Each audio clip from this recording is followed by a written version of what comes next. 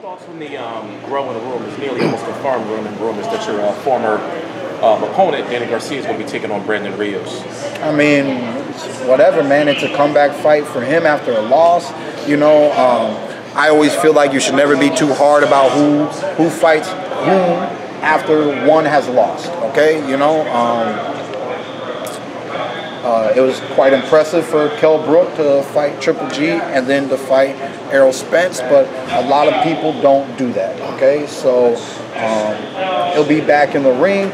He's trying to have a good performance. I hope the performance goes as well as him and his team want. And then you can start demanding that he get back in the mix. And technically, because I know where people are, what you know, people and reporters are probably thinking, but you know, he can go up against some higher quality opponents after he handles his business with Brandon Rios. So do you agree or somewhat condone that he did the right thing turning down Sean Porter? Yeah. You know, I fought Danny Garcia. I fought Sean Porter, then I fought Danny Garcia. Doesn't mean that Danny needs to do the same. So it's just, and it's his team, you know, they're not comfortable with that right away. They didn't want to fight me right away. They took a warm-up fight, so I feel like they like to do that, you know.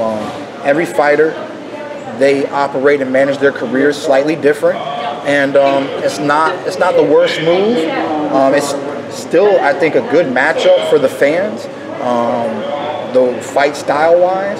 I definitely do see Danny as the favorite, but after that, we can start, you know, you can start putting some pressure on him and say, we want to see you up against somebody else, or this guy, that guy. You can start saying whatever names, but, you know, we'll see who he wants to fight in the welterweight division. And I still believe, I was happy that I got to fight Danny so early, because I believe that the welterweight division is a dangerous division for Danny Garcia.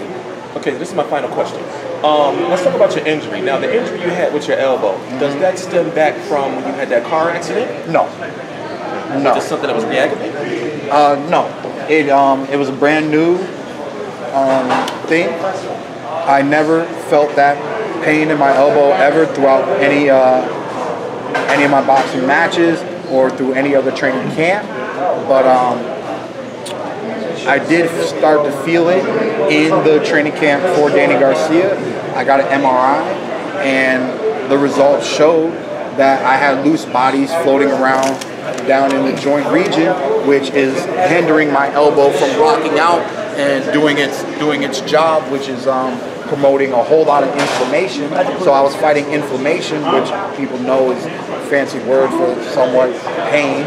You know, so I was fighting mild pain and inflammation in the elbow. I was icing it every day after practice, and I took some notes from my doctors. I stopped sparring a little short in that camp, and just waited it out. Did a lot of shadow boxing, did a lot of strength and conditioning, and I said, look, the doctor said I'll be okay for the fight, so I'm gonna get strong, get ready, but I'm gonna cut my sparring short, and I'm just gonna use this right elbow on the night that matters the most, which is the night of the fight. Afterwards, I rested. I spent 1 month in Japan, upon which I proposed to my wife. I came back, came to the Sean Porter fight in April. I think my surgery was done like 2 days before that fight, and here in New York. So like I said, I'm back here in New York. I touched down. I seen my doctors. I'm getting therapy.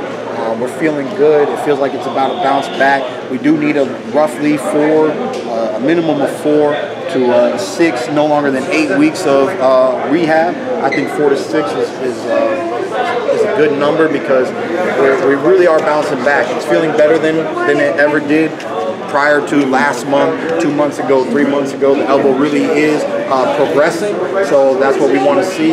With rehab, that's what you want to see as an athlete. So I look forward to being back in the ring next year.